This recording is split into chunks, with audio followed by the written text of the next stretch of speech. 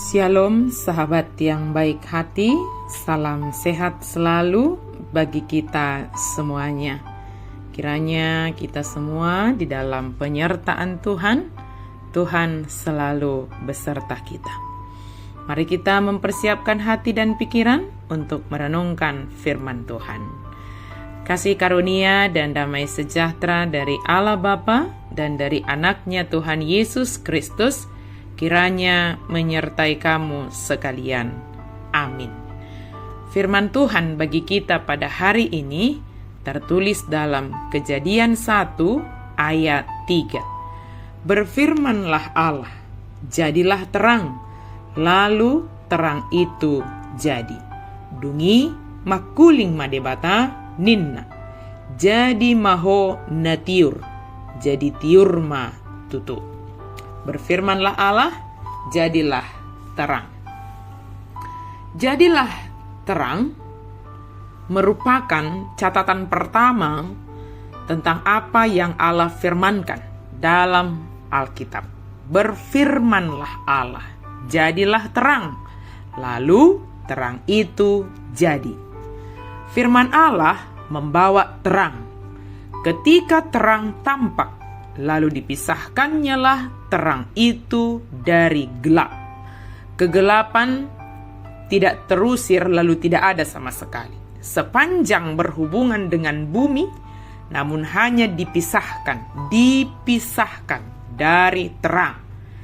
Selanjutnya, dan Allah menamai terang itu siang, dan gelap itu malam. Seolah-olah untuk mengantisipasi kesalahmengertian di masa depan. Allah dengan hati-hati mendefinisikan terminologinya. Untuk yang paling pertama kalinya ia menggunakan kata siang. Ia menggambarkan itu sebagai terang untuk membedakannya dari gelap yang disebut malam. Ada beberapa hal yang dapat kita pahami dari kejadian atau dari hal ini.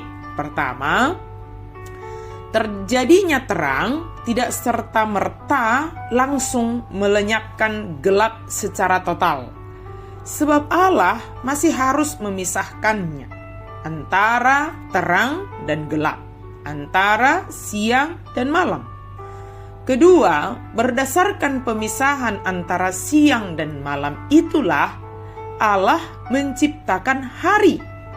Artinya, selain menghadirkan terang itu, pada saat yang sama Tuhan juga menciptakan waktu. Pada hari kemudian kalau kita lihat pada hari keempat baru Allah akan menciptakan benda-benda penerang pada cakrawala untuk memisahkan siang dari malam, menjadi tanda yang menunjukkan masa-masa yang tetap dan hari-hari dan tahun-tahun. Benda-benda penerang yang kemudian kita kenal sebagai matahari dan bulan itu dijadikan untuk menguasai siang dan untuk menguasai malam.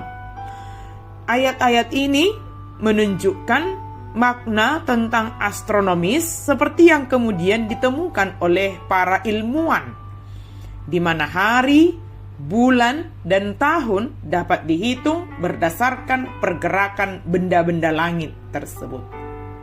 Ketiga, Allah memisahkan terang dari gelap.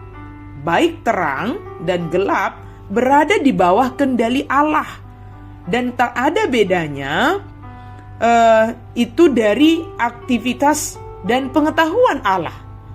Allah menamai bagian waktu dari terang dan dari gelap itu, menyebutnya dengan siang dan malam.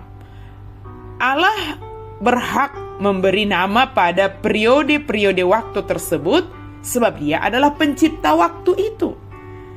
Sebagai penguasa atas waktu, Allah tidak dibatasi oleh waktu. Sebaliknya, waktu bergantung pada Allah.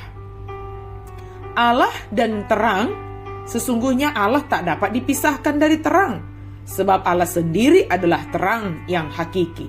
Bahkan sumber terang dari Allah itu tidak terbatas hanya secara fisik saja, tapi terangnya juga mengandung kuasa rohani. Sebab Allah yang telah berfirman, dari dalam gelap akan terbit terang. Ia juga yang membuat terangnya bercahaya di dalam hati kita, supaya kita beroleh terang dari pengetahuan tentang kemuliaan Allah yang nampak pada wajah Kristus. Terang adalah satu ciri yang menyertai hadirat Allah. Terang yang Allah hadirkan di hari pertama penciptaan adalah terang hakiki yang berasal dari Allah sendiri, dan terang itu kemudian dipisahkan dari kegelapan.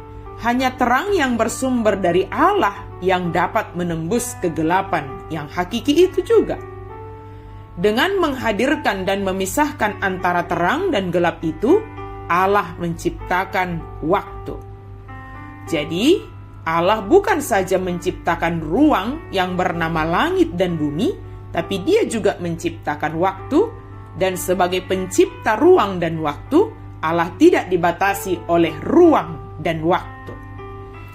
Maka sahabat yang dikasihi oleh Tuhan, terang itu adalah bagian dari jati diri Allah, dan terang Allah ini berkuasa bukan saja untuk menerangi lingkungan, tapi juga menerangi ruang-ruang di dalam hati dan pikiran manusia. Tuhan adalah terang dunia, dalam pengertian fisik maupun rohani. Karena itu, marilah kita berjalan dalam terang Allah. Amin. Mari kita berdoa. Terima kasih Tuhan untuk firman-Mu. Terima kasih karena Engkau menjadikan terang, dan terang itu Engkau anugerahkan kepada kami. Biarlah kami senantiasa berjalan dalam terang-Mu ya Allah, dan kehadiran kami dimanapun kami berada, membawa terang yang hakiki yang berasal dari Allah. Dalam nama Yesus kami berdoa dan bersyukur. Amin.